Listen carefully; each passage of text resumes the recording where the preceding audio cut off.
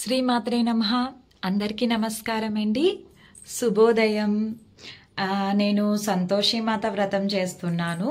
ఇది 2వ వారం. లాస్ట్ టైం నేను వీడియో తీయడం మర్చిపోయాను. తర్వాత గుర్తొచ్చింది, అయ్యో వీళ్ళకి చెప్పలేదే అని చెప్పేసి.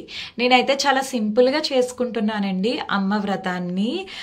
కొంతమంది కలసం పెట్టుకొని చేసుకుంటారు, కానీ నేను అలా కాదు. అమ్మ చిత్రపటం పెట్టుకొని సింపుల్గానే మెయిన్ పులుపు, ఉల్లిపాయ, వెల్లుల్లి ఇవి లేకుండా అదే భోజనం అవన్నీ చూసుకుంటున్నాను. పూజ అయితే ఎప్పట్లానే ఉదయం 5:30 లోపు అయిపోయేలాగా చూసుకుంటున్నాను. అండ్ వ్రత కథ ఉంది నా దగ్గర. సో ఆ పుస్తకంలో కథ చదువుకొని అష్టోత్తరాలు చదువుకుంటున్నాను నేను. పొద్దున్న పూజ అయితే ఇదే. ఇదిగో బెల్లముని మనకి శనగపప్పు ఉంటుంది కదా, అది నైవేద్యం అమ్మకి పెట్టి చక్కగా మెయిన్ చదవడం అయిపోయాక అక్షింతలు అన్నమాట. మనం వినాయకుడికి పూజలో వేసే అక్షింతలు పూజ అయిపోయాక తప్పకుండా మన మీద వేసుకోవాలన్నమాట. అది కూడా మెయిన్ ఇక్కడ. నేనైతే చాలా సింపుల్గానే చేసుకుంటున్నాను. ఇదే సంతోషిమాత వ్రతము. నేను 16 శుక్రవారాలు చేసుకుంటున్నానండి. ఇక్కడ మెయిన్ ఏంటంటే, అయితే 16వ శుక్రవారం రోజు మనము ఏదన్నా సంతోషిమాత దేవాలయంలో ఉద్యాపన అనేది చెప్పుకోవాలన్నమాట. అది తప్పకుండా గుడిలోనే చెప్పుకోవాలి. ఇంట్లో నాకు తెలిసినంత వరకు చాలా పెద్ద ప్రాసెస్, కాబట్టి మనం గుడికి వెళ్ళి చెప్పుకోవడమే మంచిది. అక్కడ పూజారి గారిని అడిగితే పూజకు కావాల్సిన సామాన్లు అవన్నీ మనకి రాసిస్తారు. చక్కగా అవి ముందు రోజే తెచ్చుకొని పెట్టుకొని మనం గుడికి వెళ్ళి చక్కగా ఉద్యాపన చెప్పుకోవాలి. నాకు తెలిసి ఏదో చిన్న హోమం లాంటిది చేస్తారనుకుంటా. అది ఉంటుంది తప్పకుండా. పాపం లేని వాళ్ళు ఎలా అంటున్నారు నాకు తెలియదండి. ఏదో 8 మంది పిల్లలకి, మగపిల్లలకి భోజనం పెట్టాలి, ఇంటికి పిలిచి ఒక పాప ఉండాలి, తర్వాత వాళ్ళకి పులుపు అనేది తినకుండా జాగ్రత్తగా చూసుకోవాలి ఆ రోజు, అది ఇది అని విన్నాను. నాకు పూర్తిగా అయితే ఆ విషయాలు తెలియదు. నేనైతే దేవాలయంలోనే ఉద్యాపన చెప్దాం అనుకున్నా. ఒకవేళ 16వ వారము కాకపోయినా 16వ వారం ఇంట్లో చేసుకొని తర్వాత వీక్ అన్నా సరే మనం దేవాలయానికి వెళ్ళి ఉద్యాపన అనేది చెప్పుకోవచ్చు, కాబట్టి తప్పు లేదు. అది ఇంకా నియమాలంటే ముఖ్యమైనది ఇదే అన్నమాట. ఏదైనా వ్రతము అవన్నీ చేసేటప్పుడు నియమాలు అనేవి కంపల్సరీగా మనము నవరాత్రి చేసేటప్పుడు ఎలా ఉంటాయో అలానే ఉంటుంది. అది కాకుండా అమ్మ వ్రతానికి ముఖ్యమైనది పులుపు పదార్థం నిషేధం అన్నమాట. సో అదొక్కటి మనం జాగ్రత్తగా చూసుకోవాలి. నేనైతే నా వరకు చూసుకుంటున్నాను. ఇంక ఇంట్లో వాళ్ళతో నేను పెట్టుకోవట్లేదు. వాళ్ళది వండి పెట్టేసిన ఉల్లిపాయ అవన్నీ కూడా నేను సపరేట్గా నా వంట చేసుకుంటున్నాను. ఆ విధంగా మొత్తానికి లాస్ట్ వీక్ అయితే బాగానే సక్సెస్ఫుల్గా చేశాను. గబుకుమని మర్చిపోతామని భయం ఉంటుంది కదా, గుర్తుంచుకొని మరి చూడాలి. ఇంక ఈ వారము అమ్మ దయతో జాగ్రత్తగా. ఇదేనండి ఇంకా నా సంతోషిమాత వ్రతము. నేను చేసే ప్రాసెస్ అయితే ఇది. మీరు ఏదన్నా కింద ఒక వస్త్రం వేసుకోండి, ఎరుపు రంగు వస్త్రం వేసుకొని అమ్మ ఫోటో ఉంటే తప్పకుండా అమ్మ ఫోటో పెట్టుకొని చక్కగా పూజ చేసుకోండి.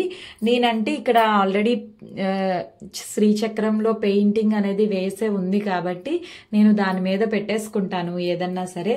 మీరు తప్పకుండా చక్కగా ఒక వస్త్రం వేసుకొని పెట్టుకోండి. అండ్ తర్వాత మళ్ళీ కామాక్షి వ్రతం గురించి కూడా అడుగుతున్నారు. కామాక్షి వ్రతం కూడా 16 శుక్రవారాలే చేసుకోవాలండి. అది కూడా చాలా సులువైనదే. దానికి పులుపు అనేవి ఏం లేదు. బట్ ఉల్లి వెల్లుల్లి ఆ ఒక్కరోజు మానేసి కామాక్షి అమ్మ మొదటి వారము ఇలా నిత్య దీపారాధనను 2 పెట్టుకొని, అది కాక మళ్ళీ ఎక్స్ట్రాగా ఒక దీపం పెట్టుకుంటాం. అది మొదటి వారము. 2వ వారం చేసేటప్పుడు 2 దీపాలు పెట్టుకుంటాం అన్నమాట. 3వ వారము 3 దీపాలు. అలా మొత్తం 16 వారాలు 16 దీపాలు పెట్టుకుంటాం. అమ్మవి అష్టోత్తరాలు ఉంటాయి, కామాక్షి అష్టోత్తరాలు. ఏం అవసరం లేదు, ఏదన్నా సరే పూజ అష్టోత్తరాలు చేసుకొని చదువుకుంటే సరిపోతుంది. ఇవన్నీ ఏంటంటే మనల్ని మార్చడానికే. ప్రతి పూజ వ్రతము ఏదన్నా సరే అమ్మ మనల్ని మార్చే ప్రయత్నంలోనే ఇవన్నీ పెట్టిందని నేను అనుకుంటాను.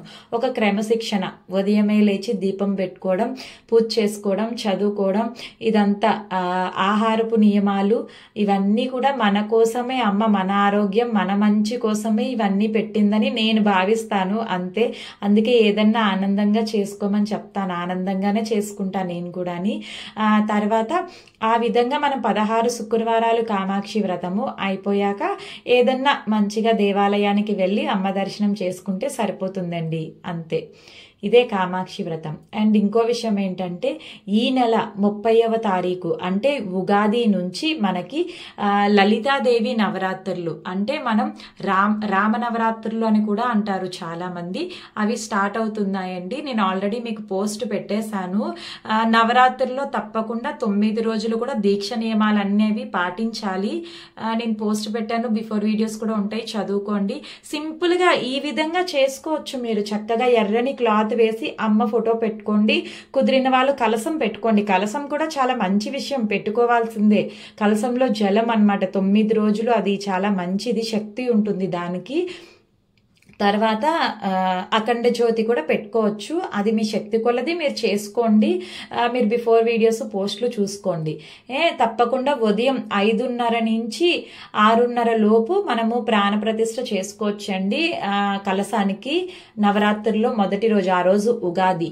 తర్వాత ఏం జరిగిందంటే 7వ రోజు 9వ రోజు వచ్చింది. నిజం చెప్పాలంటే మనకి 9 రాత్రులు గడిచాక నవరాత్రులు అవుతాయి, కానీ ఈసారి అలా కాదు. 9వ రోజు నవరాత్రి గడియలు సాయంత్రంతో ముగుస్తున్నాయి కాబట్టి మనం ఆ రోజే సాయంత్రమే ఉద్యాపన అనేది చెప్పేసుకోవాలి. కాబట్టి మధ్యాహ్నమే అమ్మకి భోజనం అదైనా కూడా పెట్టేసుకొని చక్కగా భోగం అంతాని మీరు ఈవినింగ్ ఉద్యాపన చెప్పుకోవచ్చు. లేదు ఇంకా నేను ఉంచుకుంటా పర్వాలేదు అనుకున్న వాళ్ళు సోమవారం మంగళవారం తర్వాత రోజు ఉద్యాపన చెప్పకూడదు కాబట్టి బుధవారం చెప్పుకోవచ్చు. ఇది ఒక ముఖ్యమైన విషయము. బట్ తప్పకుండా చెయ్యండి. సంవత్సరంలో ఇదే మొదటి నవరాత్రి లలితాదేవి నవరాత్రి, రామ నవరాత్రులు. లలితమ్మే కామాక్షి, కామాక్షియే లలిత, రాజరాజేశ్వరి దేవి అందరూ ఒకలే.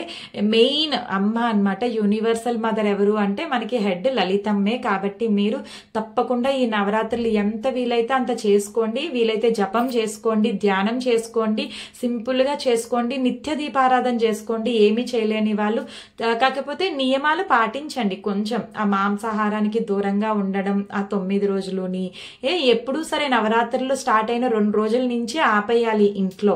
నవరాత్రులు అయిన 2 రోజుల వరకు కూడా ఆగిపోవాల్సిందే. ఎందుకంటే ఫీల్ ఆ వైబ్రేషన్ అంతా మీ ఇంట్లో ఉంటుంది కాబట్టి మీరు అది కూడా జాగ్రత్తగా చూసుకోండి.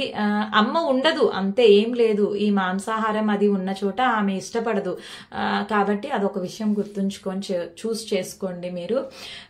ఇంకా ఇవే కదా మెయిన్ డౌట్స్.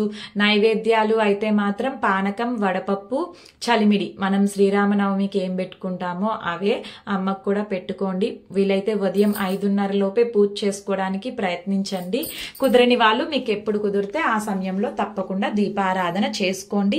అష్టోత్తరాలు, లలితా సహస్రనామం మీ ఓపిక, ఎంత ఓపిక ఉంటే అంత చదువుకోండి. ఇదిగో జై సంతోషి మాత.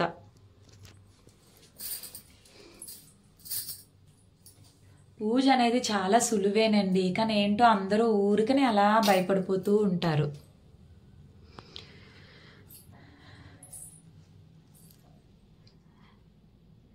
అమ్మదైతో అలా అలా ఏవో చేయిస్తుంది, చేసుకుంటున్నాను ఆనందంగా. ఖాళీగా అయితే ఉంచదులేండి నన్ను, ఏదో ఒకటి చేయమని చెప్తూ ఉంటుంది. నేను మీ అందరికీ చెప్తూ ఉంటాను అంతే.